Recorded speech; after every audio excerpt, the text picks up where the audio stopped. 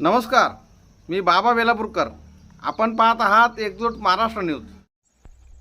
अहिल्यानगर दक्षिणचे माजी खासदार आणि भाजपचे नेते डॉक्टर सुजय विखे यांनी आपल्या भाषणात सांगितले की पदे सर्वांना येतात, परंतु त्या पदाचा उपयोग सर्वसामान्य लोकांचे अश्रू पुसण्यासाठी केला गेला पाहिजे, नाहीतर त्या पदाला काहीही किंमत राहत नाही. ते पुढे म्हणाले की मी खासदार नाही तरीही 6.5 कोटीचे सामान वाटून टाकले. काय करता त्या खासदारकीला, काय करता त्या पदाला? माणसाची किंमत ओळख पदामुळे निर्माण व्हायला नको, उलट माणसामुळे त्या पदाला किंमत आली पाहिजे. त्या पदाची शान वाढली पाहिजे. त्यांच्या भाषणाचे चलचित्र आमच्या हाती आले असून आम्ही ते तुम्हाला दाखवित आहोत.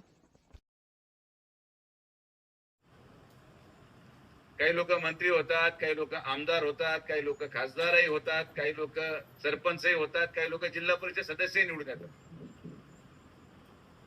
पण ज्या पदाचा वापर करत सर्वसामान्य माणसाचं डोळ्यातले येणारे अश्रू पुसले जाऊ शकत नाहीत, माझ्या दृष्टिकोनातून त्या पदाला काहीही किंमत नाही. मी खासदार नाही तरी वर्षभरामध्ये 6.5 कोटीचं सामान वाटून टाकलं. काय करायचं त्या खासदाराला? काय करता त्या पदात? पद हे महत्वाचं नसतं.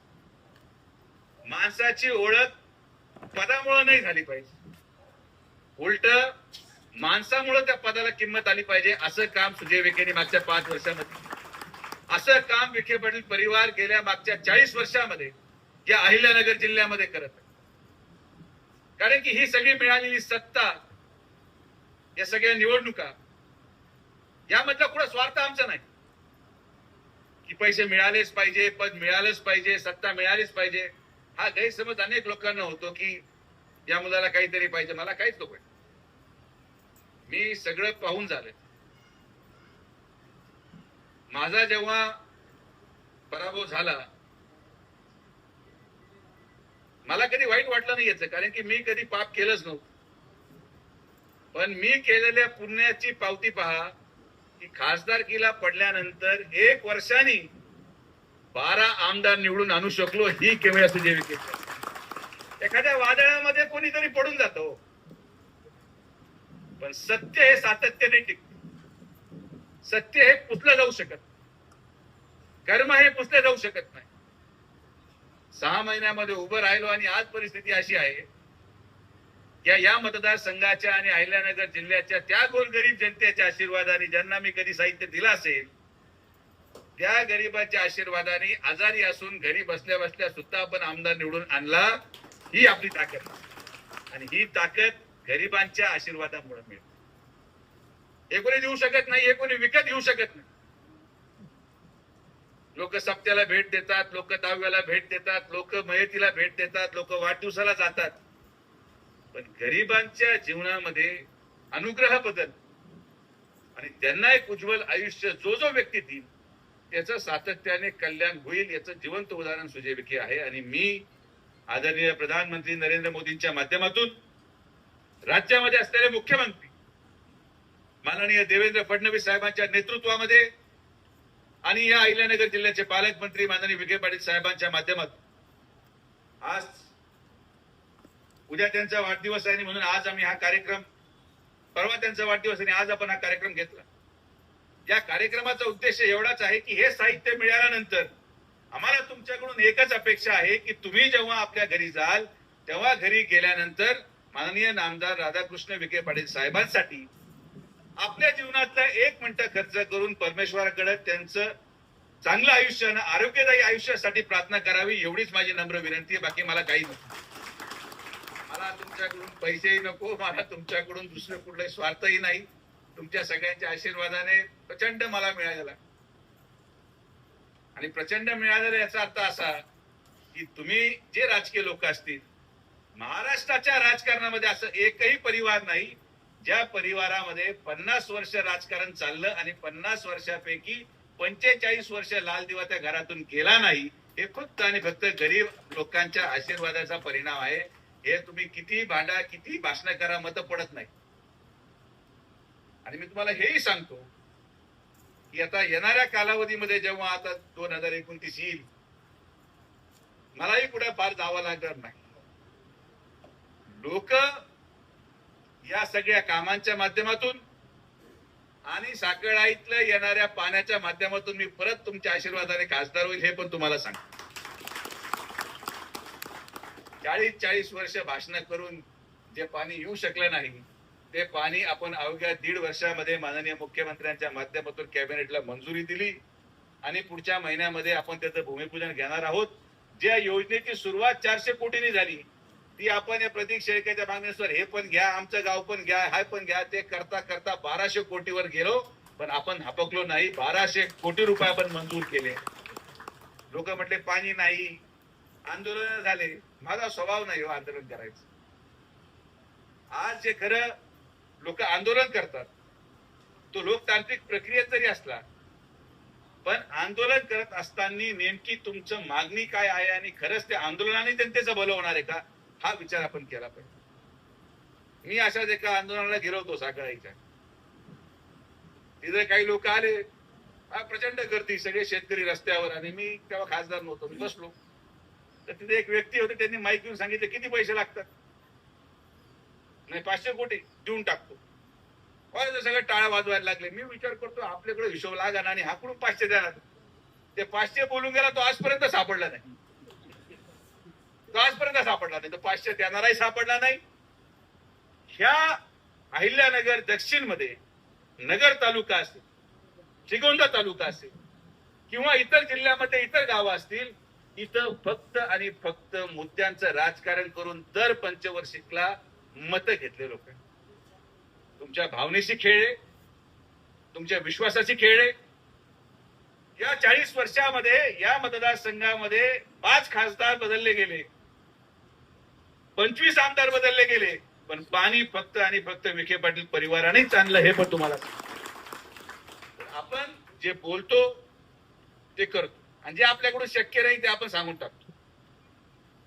खोटं बोलून मतं मिळवण्याचा स्वभाव माझा नाही. त्या काळात पण जेव्हा मी लोकसभेला उभा होतो मी खोटं बोलू शकलो असतो. मला किती वेळ लागतो भाषण करायला? 50 रुपये दुधासाठी देईल, प्रत्येक तालुक्याला एमआयडीसी आधार कांदा मी 40 रुपयाला घेऊन जाईल, मी हे बंद करेल, मी संसद बंद पाडेल, मी आत्मदहन करेल. मला सोपं होतं बोलायला. पण मी खोटं न बोलल्यामुळे आज 1 वर्षानंतर अशी परिस्थिती आहे की लोक फक्त आता, असं माझा विश्वास आहे की लोक फक्त आता निवडणूक लागायची वाट पाहतात की कधी एकदा लोकसभा लागते आणि कधी एकदा सुजय विखेला आम्ही बसवतो परत एकदा खुर्चीवर. या भावनेतून अहिल्यानगर जिल्ह्याचा प्रत्येक मतदार आज समाजामध्ये काम, कारण की आपण पडल्यानंतरही थांबलो नाही. आपला दिलेला शब्द, हा शब्द फक्त एकदा मुख्यमंत्री महोदयांचा नव्हता, पण माननीय विखे पाटील परिवारात साहेबांच्या माध्यमातून आमच्यासाठी पदापेक्षा आम्ही दिलेला शब्द महत्वाचा आहे आणि म्हणून साखळाईचा दिलेला शब्द आपण पूर्ण केला. या भविष्यात देखील या जिरायत भागामध्ये असलेल्या प्रत्येक तालुक्याच्या प्रत्येक गावात पाण्याच्या योजना आणि सर्वसामान्यांना दिलासा देणाऱ्या योजना आम्ही करत राहू हा विश्वास व्यक्त करतो. आपण सर्वजण आलात, सगळ्यांचे मनापासून आभार. आपला प्रेम आणि आशीर्वाद असंच कायम ठेवा आणि प्रतीकचा आदर्श घेऊन. आता इथे रवी बापकर आला इकडे. अरे बाबा तू करायचा आदर्श. शेवटी ही तरुण पिढी आहे. हे जर मुलं सक्रिय राहून काम केलं तर अहिल्यानगर जिल्ह्याकडे. आणि मी तुम्हाला आवर्जून सांगतो की माझं कोणाशी शत्रुता नाही. ना मी कुठल्या आमदाराचा शत्रू आहे, ना मी कुठल्या खासदाराचा शत्रू. माझं कोणाचंही काही वाकडं नाही. पण मला ज्या गोष्टी समाजासाठी घातक वाटतात, मला जो विचार समाजासाठी घातक वाटतो, माझ्या दृष्टिकोनातून जो विचार अहिल्यानगरची सुसंस्कृतीपणा संपवेल त्या विचाराला उकरून फेकण्याचं काम मी आयुष्यभर करत राहणार. एवढंच माझं काम राहिलं की मला जर वाटलं की हा व्यक्ती या जिल्ह्यासाठी योग्य नाही, ह्या व्यक्ती आल्याने आपल्या माता भगिनींची सुरक्षितता खराब होती, हा व्यक्ती आल्याने आपले लोक बेरोजगार होतील, हा व्यक्ती आल्याने आपले तरुण मुलं रोजगाराच्या जागी गुन्हेगारी प्रवृत्तीकडे वळतील, अशा विचाराला आणि अशा पुढाऱ्याला थांबवण्यासाठीच कदाचित माझा जन्म झाला. आणि या जन्मामध्ये तरी मला परत निवडणूक नाही लढवता आली तरी चालेल, पण अशा प्रत्येक विचाराला मी पाडल्याशिवाय राहणार नाही हा शब्द मी तुम्हाला या ठिकाणी देतो. कारण की राजकारणामध्ये हा समतोल कायम राहिला पाहिजे.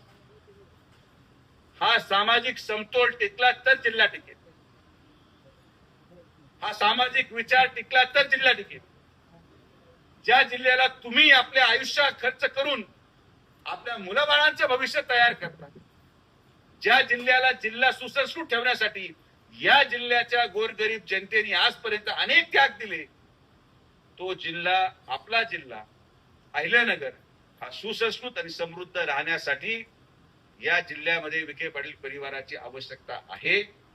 आणि तीच भूमिका कैलासवासी बाळासाहेब विखे पाटलांनी पार पाडली, तीच भूमिका आमदार राधाकृष्ण विखे पाटीलांनी पार पाडली आणि तीच भूमिका डॉक्टर सुजय विखे देखील पार पडत आहे. या पलीकडे कुठलाही स्वार्थ आमच्या परिवाराने कधी ठेवला नाही.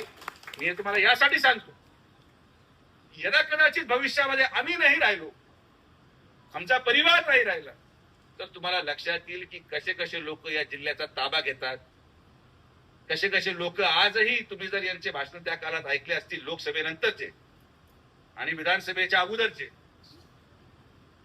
तर तुम्ही किंवा या जिल्ह्याच्या निवडून दिलेल्या खासदाराच्या भाषणामध्ये ते सांगायचं की विधानसभेनंतर या जिल्ह्याचा जिल्हाधिकारी आणि एसपी माझ्या घरी सकाळी येऊन मला सल्यूट मारणार, हे मला सलाम ठोकते. याच जिल्ह्यामध्ये असलेले आमदार परवा एका भाषणामध्ये बोलले की मला एकदा गृहमंत्री करा, मग एकाकडे पाहतो. तुम्ही पुढेच पोहोचणार नाही. जोपर्यंत मी आहे ना तुम्हाला लाल दिवा नशीब होणार, आणि आहे ते पण निघून जाणार, हा शब्द पण तुम्हाला या ठिकाणी देतो. कारण की अशा प्रकारची मगरुरी, अशा प्रकारचं धाडस आणि अशा प्रकारचे विचार या जिल्ह्यामधून मी उकडून फेकणार. बरेचसे गुंडाळे हे काय 20-30% राहिलेत, हे आता जेडपी आली का ते उरकून टाकू त्यांचं काम. काय करू, वाचणार कोणीच नाही, वाचणार कोणीच नाही. आणि परत एकदा सांगतो की माझा शत्रू आहे म्हणून मी कोणाच्या मागे नाही, पण अवैध तस्करी, मटका, जुआ खेळणारे हे आपलं संस्कार उद्ध्वस्त करतील, म्हणून यांना थांबवणं गरजेचं आहे. म्हणून माझा संघर्ष आहे आणि हा संघर्ष तुमच्या मुलांच्या भवितव्यासाठी कायम यापुढे देखील आम्ही चालू ठेवू. मी परत एकदा जिल्हा डीडीआरसी केंद्र, समाज कल्याण अधिकारी, समाज कल्याण विभाग, महाराष्ट्र शासन, आदरणीय मुख्यमंत्री आणि दोन्ही उपमुख्यमंत्री, महायुती सरकार आणि या देशामध्ये कार्यरत असलेले सगळ्यात मोठ्या काळासाठी म्हणजे 12 वर्ष सलग प्रधानमंत्री असलेल्या नरेंद्र मोदी साहेबांचे देखील मनापासून आभार व्यक्त करतो की या योजना गोरगरीब जनतेपर्यंत पोहोचवण्यासाठी त्यांनी आम्हाला सहकार्य केलं. आणि हा विषय फक्त जिल्ह्यापुरतं मर्यादित नाही. आज वैजापूरहून काही लोक आहेत,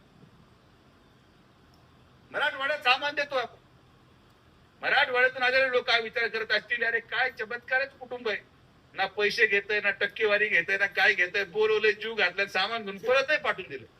त्यांना अजून विखे पाटलाचा अनुभव वेळ लागेल. जिल्ह्याच्या जे आहेत त्यांना माहिती आहे की अशी योजना की साहित्य आपण घेऊन चाललोय घरी 20-25 हजाराचं, पण हे साहित्य मिळवण्यासाठी तुम्हाला कोणालाही 1 रुपये द्यावा लागत नाही. हा चमत्कार नरेंद्र मोदींचा आहे, हा चमत्कार फडणवीस साहेबांचा आहे आणि हा चमत्कार विखे पाटील परिवाराचा आहे. आपण आपला आशीर्वाद सातत्याने विखे पाटील परिवाराच्या पाठीमागं, मुख्यमंत्री देवेंद्र फडणवीस साहेबांच्या पाठीमागं आणि आदरणीय प्रधानमंत्री नरेंद्र मोदींच्या पाठीमागं कायम ठेवा, एवढीच विनंती करतो. आपण सर्वजण आलात, सगळ्यांचे मनापासून आभार, धन्यवाद. जय हिंद, जय महाराष्ट्र. तुर्तास एवढेच. भेटूया पुढच्या बातमीपत्रात. जय हिंद, जय महाराष्ट्र.